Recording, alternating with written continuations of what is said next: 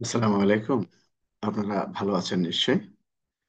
যারা বিভাগীয় পদোন্নতি পরীক্ষায় অংশগ্রহণ করবেন তাদের ছোট্ট একটা প্রশ্নের বিষয় নিয়ে আলোচনা করছি।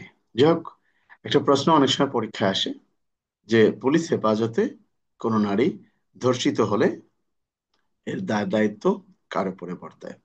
আসলে এই নারী ও শিশু নির্যাতন দমন আইন সর্বশেষ সংশোধনীতে যেটা এসছে, আগে ছিল পুলিশ হেফাজতে, এখন এই জিনিসটা সংশোধন হয়ে আসছে পুলিশ বা আইন শৃঙ্খলা রক্ষাকারী বাহিনীর হেফাজতে।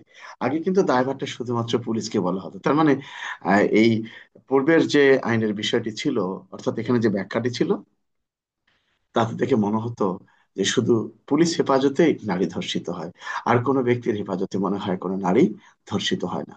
যাই হোক, আমি সাধুবাদ জানাই এটি সংশোধন করার জন্য। এখানে যে বিষয়টি এসেছে সেটি হলো পুলিশ, যদি পুলিশ বা অন্য কোনো শৃঙ্খলা বাহিনীর হেফাজতে, আসলে শৃঙ্খলা বাহিনীর হেফাজতে বলতে অনেক কিছু বোঝায়, সেটা আপনারা সবাই জানেন।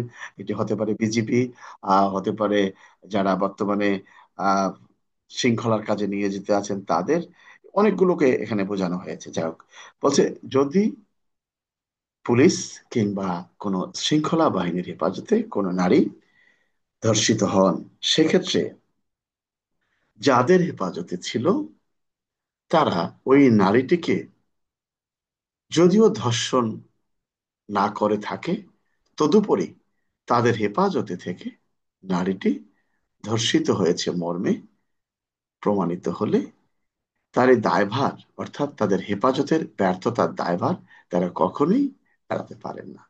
এটি একটা গুরুত্বপূর্ণ বিষয়। তো আপনারা একটা কথা মনে রাখবেন, যখন প্রশ্ন চলে আসে পুলিশ হেফাজতে কোনো নারী ধর্ষিত হলে এর দায়ভার হেফাজতের ব্যর্থতা, তাহলে মনে করবেন নারী ও শিশু নির্যাতন দমন আইনের 9-এর 5 ধারার প্রশ্ন।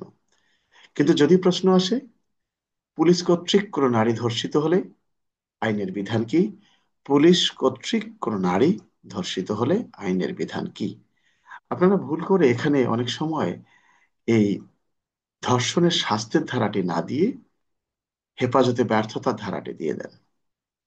এই প্রশ্নে কিন্তু হেফাজতে ব্যর্থতার কথাটা বলা হয়নি, বলা হয়েছে পুলিশ কর্তৃক কোনো নারী ধর্ষিত হলে আইনের বিধান কি।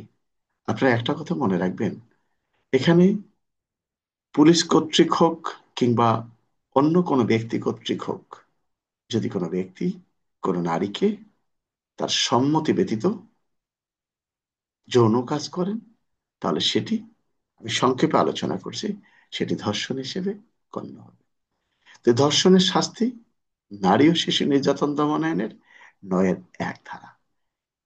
কথাটি হলো, কোনো নারীকে কোনো পুলিশ ধর্ষণ করুক কিংবা অন্য কোনো ব্যক্তি ধর্ষণ করুক, শাস্তি সবার জন্যই একই। একাকর্তৃক ধর্ষণ 9-এর 1 ধারা। আর প্রশ্নে কিন্তু একের অধিক ব্যক্তির কথা বলা হয়নি, বলা হয়েছে পুলিশ কর্তৃক নারী ধর্ষণ। যারা বিভাগীয় পদোন্নতি পরীক্ষায় অংশগ্রহণ করবেন তাদের উদ্দেশ্যে ছোট্ট এই বার্তাটি, আপনারা যদি ভালো মনে করেন তাহলে অবশ্যই আপনারা মন্তব্য করবেন, লাইক করবেন, যদি প্রয়োজন হয় তাহলে আপনারা শেয়ার করবেন। ভালো থাকুন সবাই। ধন্যবাদ।